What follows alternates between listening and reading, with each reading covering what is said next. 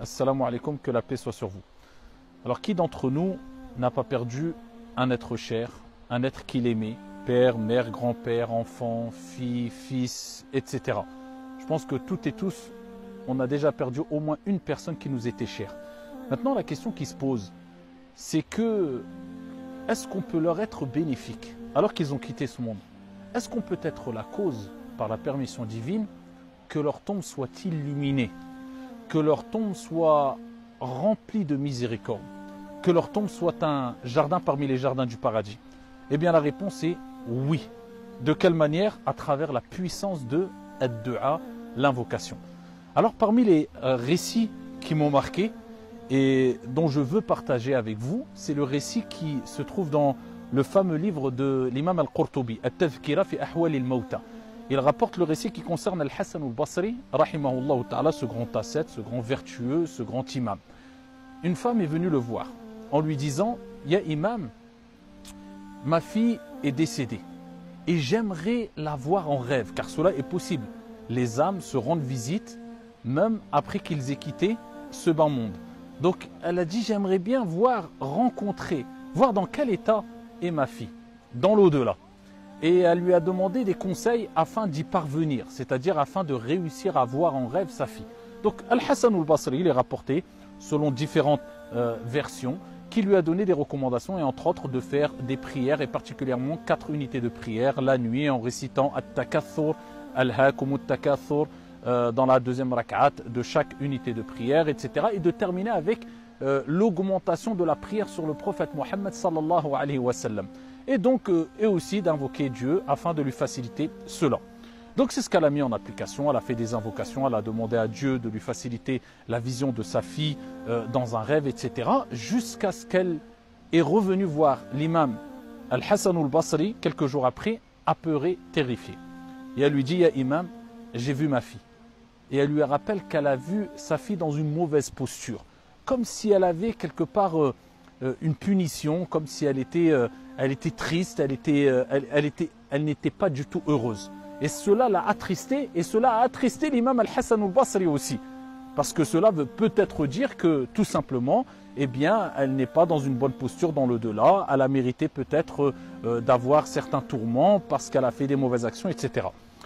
Quelques jours après, Al-Hassan al-Basri lui-même a vu cette fille dans son rêve alors qu'elle était au paradis. Et cette fille-là est venue voir Al-Hassan al-Basri et elle lui a dit: est-ce que tu me connais? Il dit: non, qui es-tu? Elle dit: c'est moi, la fille de la femme qui était venue te voir. Et la femme, eh bien, cette femme-là m'avait vu dans une mauvaise posture. Eh bien, c'est moi, ici, qu'elle avait vu dans cette mauvaise posture. Et Al-Hassan al-Basri lui dit: mais quelle est la cause alors que tu es dans cette posture-là, que tu es au paradis? Et là, elle lui répond: il y a un homme qui est venu dans un cimetière où j'étais enterré. Il est rentré dans ce cimetière-là et il a prié pour le prophète Mohammed alayhi salatu wassalam. Il a dit: Allahumma salli wa sallim ala nabiyyina Muhammad. Il a fait la prière sur le prophète alayhi salatu wassalam.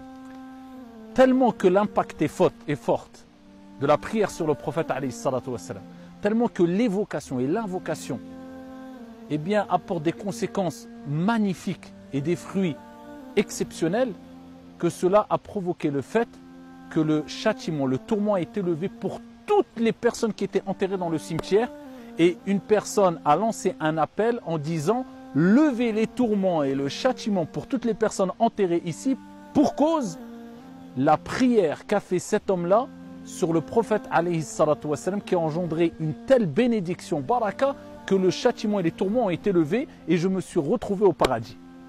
Donc cela nous rappelle, et c'est un récit parmi tant d'autres, mais ça nous rappelle, et cela est conforme au texte prophétique de toute manière, que si une personne invoque en faveur d'une personne qui est décédée, une personne fait des invocations, une personne a espoir en Allah subhanahu wa ta'ala à travers ses actes de piété, à travers ses prières pieuses pour la personne qui est décédée, eh bien cela peut être la cause de la délivrance d'une personne qui peut subir des tourments dans sa tombe, et la cause de son entrée au paradis, la cause que sa tombe soit illuminée. Donc ne désespérez jamais, même si vous avez perdu une personne chère, mais aidez-la. Comment l'aider? Invoquez au maximum pour cette personne-là.